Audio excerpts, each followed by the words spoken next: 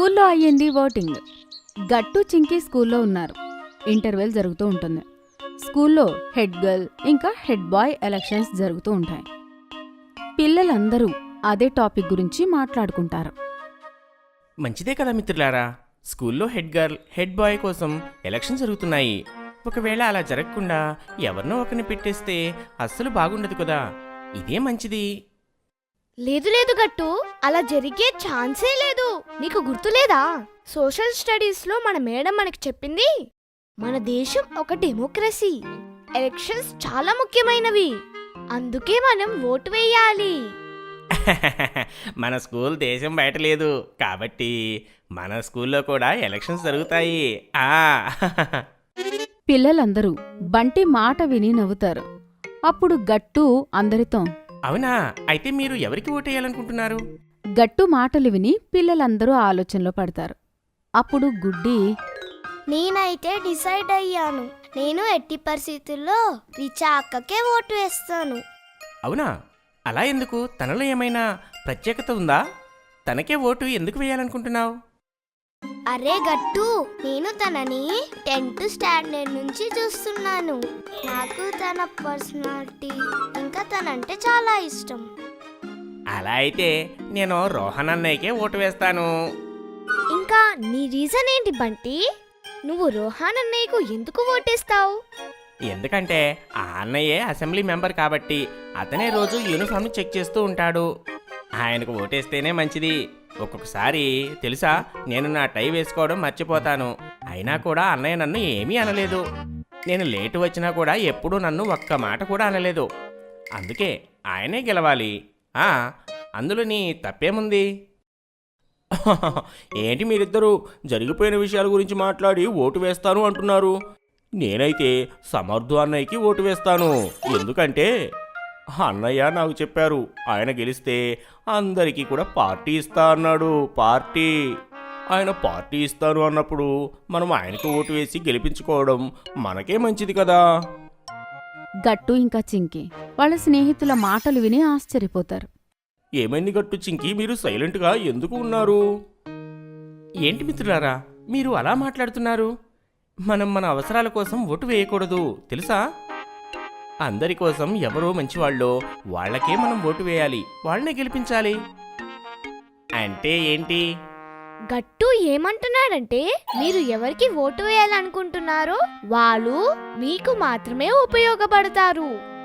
కానీ మనం ఎలాంటి క్యాండిడేట్ కి ఓటు వేయాలంటే వాళ్ళ వల్ల స్కూల్ కి మొత్తం ఉపయోగం ఉండాలి. అర్థమైందా బంటి? అచ్చా, అయితే మనకి అది ఎలా తెలుస్తుంది చింకి? తెలీదా నీకు? సోషల్ స్టడీస్ లో మనకి మేడం ఎలక్షన్స్ గురించి చెప్పేటప్పుడు ఏం చెప్పింది?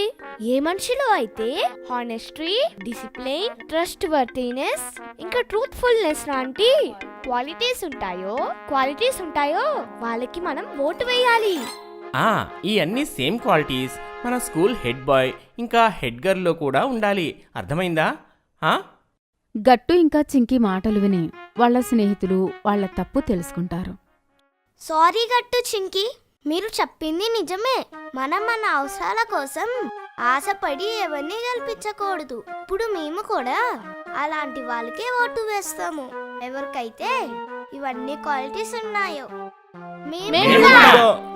ఓటింగ్ రోజు రానే వస్తుంది. పిల్లలందరూ లైన్లో నిలబడుంటారు. అందరూ ఒకరి తర్వాత ఒకరు వెళ్ళి ఓటు వేస్తూ ఉంటారు. టీచర్స్ కూడా అక్కడే వాళ్ళ దగ్గరే నిలబడి ఉంటారు, పిల్లల్ని చూసుకుంటూ. ఓహో, ఈ లైన్ చాలా పొడవుగా ఉంది. ఎప్పుడు వస్తుందో నా నెంబర్? నాకైతే ఇప్పుడు చాలా కోపం వస్తుంది.